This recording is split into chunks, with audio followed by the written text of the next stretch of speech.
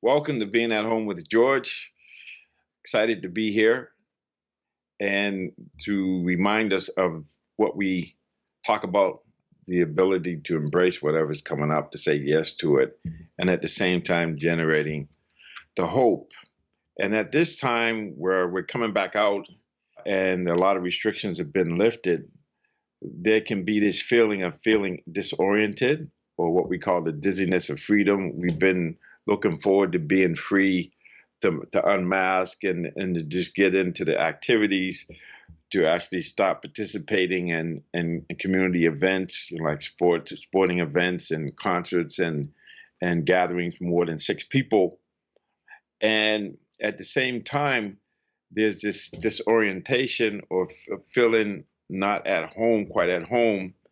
And if you've been tuning into these At Home with George during COVID, for a period of time, I was talking about this idea of making the shift from doing to being.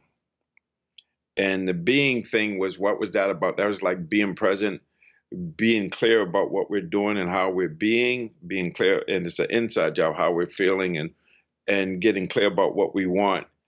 And how do you need to be in order to get what you want? And so if we just talk about this idea of feeling disoriented or the dizziness of freedom, we're not quite feeling this at homeness because things have changed, then we can remind ourselves that the being thing could be really helpful in this situation in terms of being really clear about the fact that you walk into a place and no one's wearing a mask and you don't feel comfortable not having your mask on, you can put the mask on.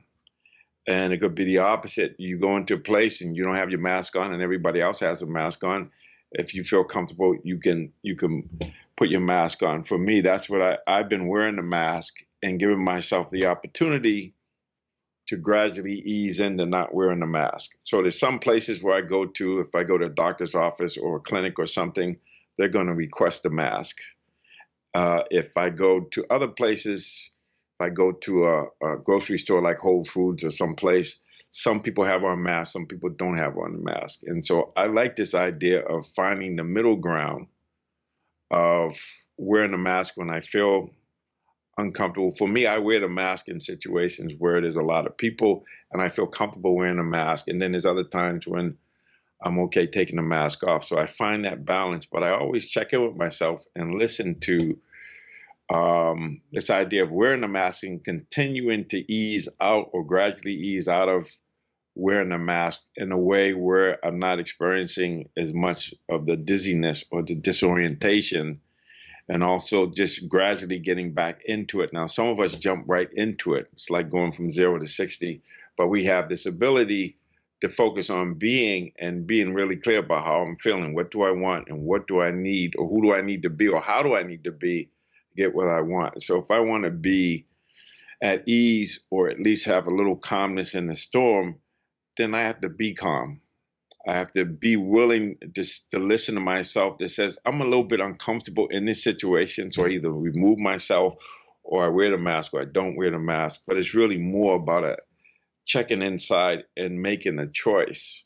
And it's interesting because we've been conditioned where the environment or the powers that be are saying, you can't do this, you can't do that.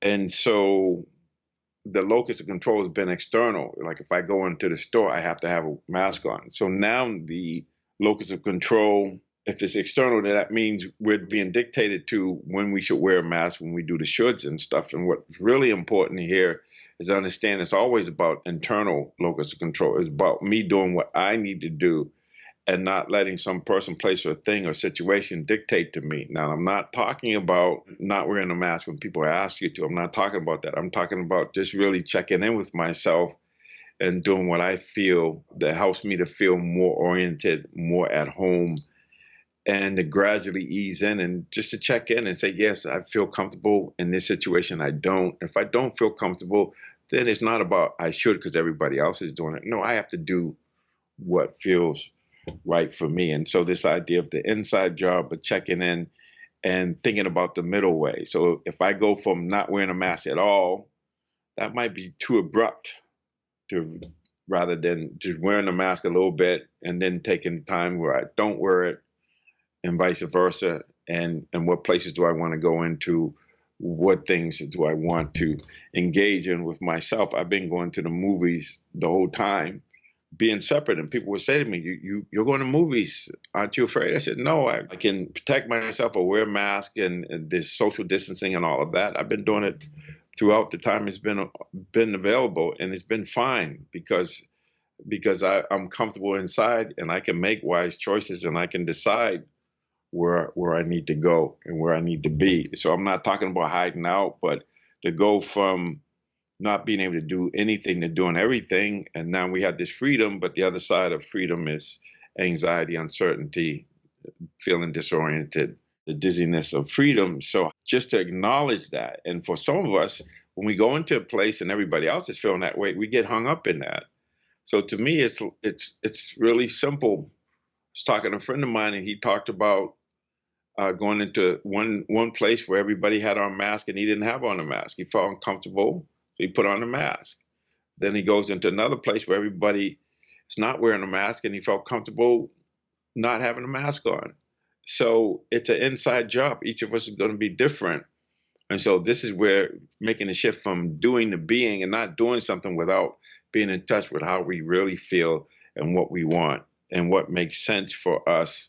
What are the choices? What's the middle way where maybe I don't go from one extreme to the other, but I just find my way. I just blend in. I just move into a place where I feel really comfortable and confident. And so this whole idea of just acknowledging what is, this is a time where we've been inside and we've been affected by this 15 months, whatever it is.